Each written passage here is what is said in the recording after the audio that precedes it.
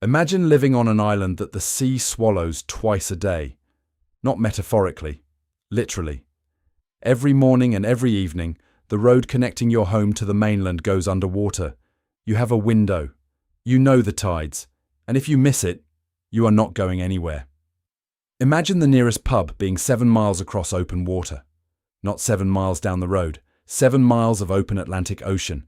And that pub is the most remote on the British mainland. That is not a gimmick on a tourist map. That is Tuesday. Now imagine choosing this, not inheriting a farm and being stuck. Choosing it. Packing a bag, moving your car over on a barge, and deciding that this place, this cold, cut-off, fog-wrapped corner of Britain, is exactly where you want to be. The United Kingdom is one of the most densely populated countries on Earth. You cannot go far here without hitting a roundabout or a Tesco. And yet, tucked inside this small island nation, there are places so genuinely isolated that the outside world barely knows they exist. Places where people do not just survive the distance, they depend on it. They built lives around it. Today we are counting down 10 of the most isolated towns and communities in the UK. And every single entry comes with the same question. Why do people stay? Stick around for number 1. A village with no road connection to the British road network at all, which somehow doubled its population in the last 25 years. And the people who moved there did it on purpose. Before we get into it, if you are new here, subscribe. We cover real stories about the places people actually live, the communities that refuse to disappear, and the housing realities the mainstream tends to overlook. And right now, drop a comment and tell me where you are watching from. I have had viewers from Lagos, Sydney, and rural Manitoba watching videos about English villages in the fog. Where are you right now? Let me know below. Number 10. Alston, Cumbria. Most people have never heard of Alston, which is fitting because Alston has never been particularly easy to reach. Sitting at just over 1,000 feet above sea level in the North Pennines, it holds the distinction of being the highest market town in England. And it feels it. The surrounding moorland stretches in every direction, wind-blasted and beautiful, in ways that make you understand immediately why the Romans built a fort nearby, and why the lead miners who followed them stayed for centuries. Alston is not fly-in remote, you can drive there. But the roads snake through passes that close in winter. The town is further from a motorway than most English places of similar size, and the services available to residents reflect that. The North Pennines around Alston have been designated an area of outstanding natural beauty, which is a polite way of saying the landscape is extraordinary and the infrastructure is thin. What keeps people in Alston? Ask a local, and the answer tends to be the same thing, the quiet. Not the absence of noise, the presence of something else. Space, sky, a pace of life that feels deliberate rather than default. The town is small enough that everyone knows each other, and old enough, its market charter dates to the 13th century. That the place has a weight to it, a sense that it has outlasted harder things than modernity. Number 9. Holy Island, Lindisfarne, Northumberland. Twice a day, the North Sea swallows the road. A paved causeway connects Lindisfarne to the Northumberland coast, and twice every 24 hours, the tides cover it completely. Residents know the crossing times the way city people know the tube schedule. You plan around it. You do not argue with it. About 160 people live permanently on Holy Island, which is, in almost every material sense, 2 islands in one. During high tide, it is cut off entirely. During low tide, it connects. That rhythm, open, closed, has defined life here since long before the causeway existed. The first monks arrived in 635 AD. Lindisfarne Priory became one of the most important centres of early English Christianity. The Lindisfarne Gospels, one of the finest illuminated manuscripts ever created, were made here, on this small, tide-bound island off the Northumberland coast. The village is genuinely beautiful. A 16th century castle sits on a crag overlooking the harbour. Fishing boats line the quay. and roughly 160 people wake up every morning to a view that most of the country would pay significant money to see once on holiday. They see it every day. That is why they stay. Number 8. Lundy Island, Devon. 11 miles off the North Devon coast lies Lundy Island. It is 5 kilometers long, 1 kilometer wide, and home to somewhere between 18 and 28 permanent residents depending on the season. There are no cars on Lundy. There is one pub, one shop, one church, and approximately one lighthouse per corner of the island, because this stretch of the Bristol Channel has always been treacherous. Getting to Lundy requires either a 2-hour ferry crossing from Bideford or, in summer, a helicopter. Getting off again requires the same calculation in reverse, weather permitting. The MS Oldenburg, the island's supply vessel, is the lifeline. When it cannot sail, Lundy turns fully inward. Here is the thing about Lundy. The people who live there are not stranded. They are staff. Lundy is owned by the National Trust and managed by the Landmark Trust, which maintains the island's properties and employs the small community that keeps it running year-round. It is, in some sense, the most intentional of isolated communities. A place where every person who lives there chose it specifically, applied for it, and arrived knowing exactly what they were getting into. That removes the usual ambiguity. Nobody ended up on Lundy by accident. Number 7. Fair Isle, Shetland. Fair Isle sits between Orkney and Shetland, in a stretch of sea with no land for miles in any direction. About 60 people live here, which is actually a recovery. The population was as low as 50 in the early 2000s before a concerted effort to attract young families reversed the decline. It is owned by the National Trust for Scotland. Its residents are among the most deliberate in Britain. Fair Isle is world famous for 2 things.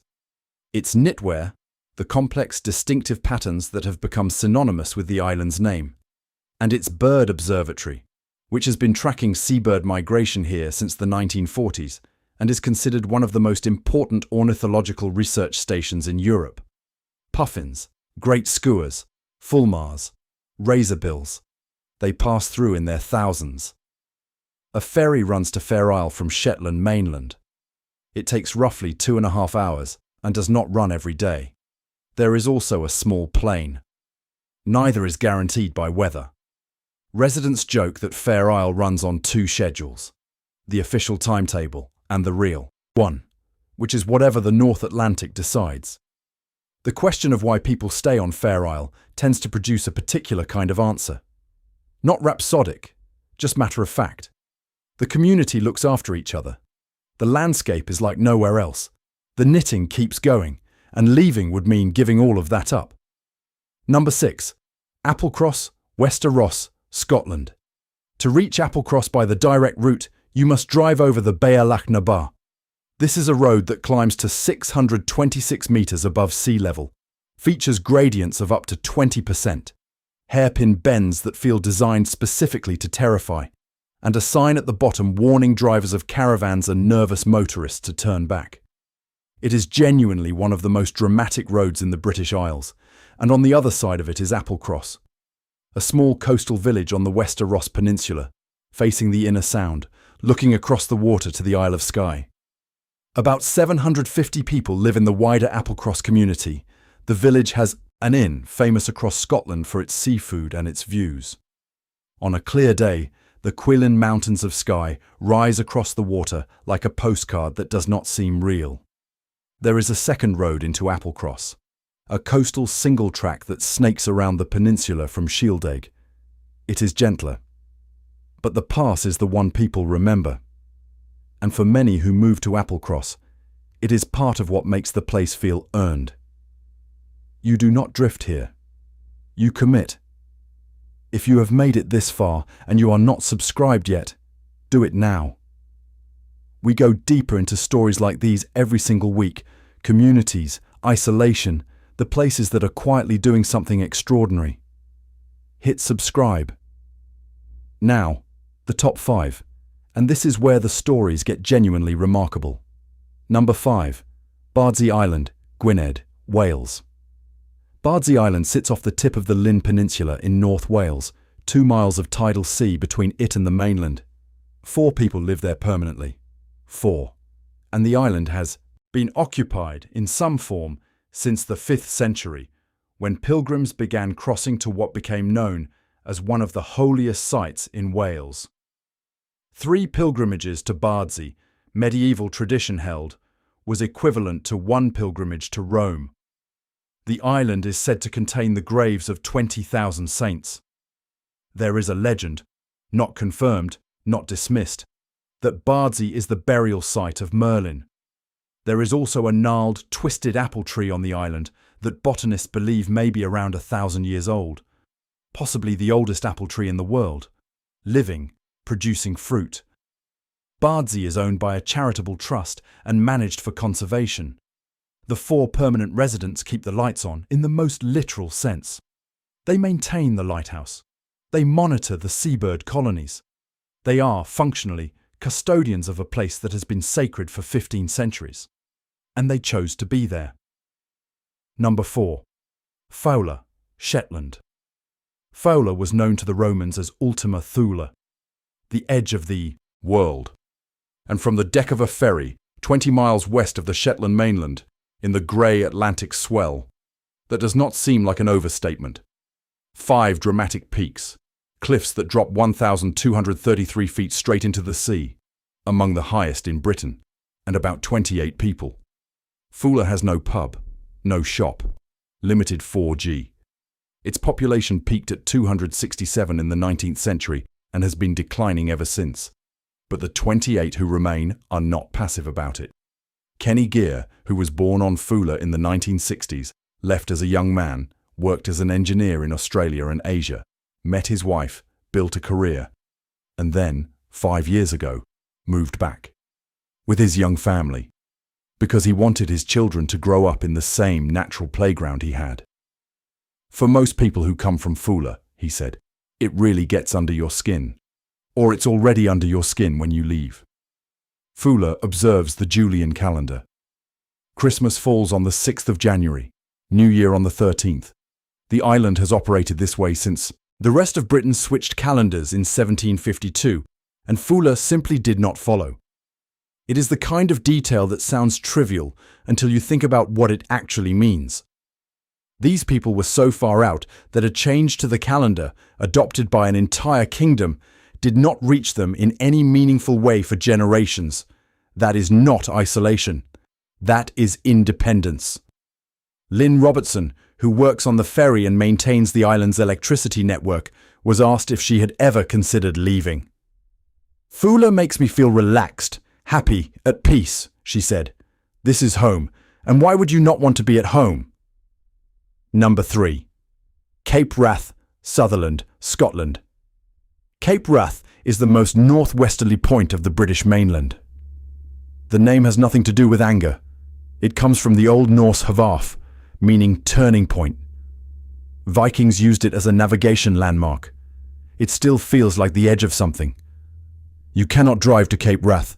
You must cross the Kyle of Durness by ferry, a tiny 6-person vessel, and then take an old military minibus across 11 miles of MOD firing range and open moorland. The Ministry of Defence uses the land around Cape Wrath as an active military training area. Occasionally, access is closed entirely for live fire exercises. When that happens, Cape Wrath is as sealed off from civilian life as anywhere on the British Isles. There is a lighthouse, a small cafe that opens when visitors come, and occasionally a handful of people who live in the surrounding area with a relationship to the land so old and deep that the MOD's schedule is simply another variable in a life built on variables. The question with Cape Wrath is not why people choose it. It is that the landscape itself seems to choose the people who belong there. Not everyone can hear what it is saying. Number 2. Inverie and Knoydart. The setup. In 1948, 7 men, most of them veterans, recently returned from the Second World War, walked onto the land around Knoydart, in the Scottish Highlands, and staked their claims. 65 acres each. Land to farm. Land to build on. Land to live. Their landlord at the time was Lord Brocket, an Eton-educated Nazi sympathiser who had counted Hermann Göring among his friends. He took the 7 men to court. They lost. But the 7 men of Knoydart are remembered. A cairn stands above the shore at Inverie commemorating them.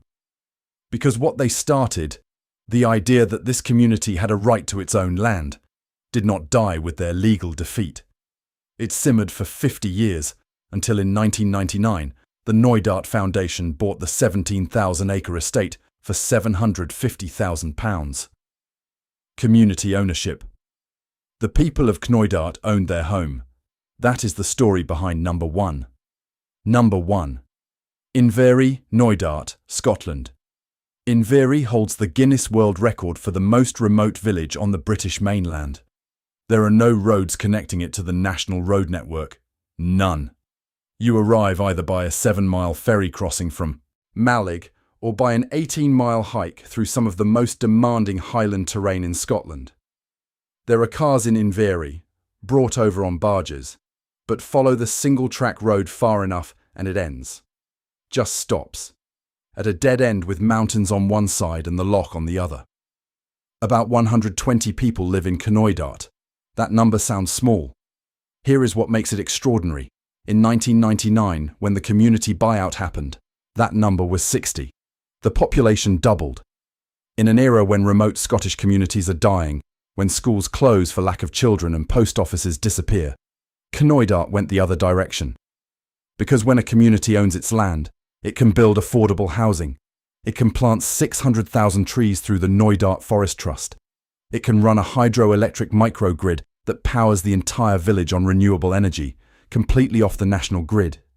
It can buy its own pub. The Old Forge in Inverie holds the Guinness World Record for the most remote pub in mainland Britain.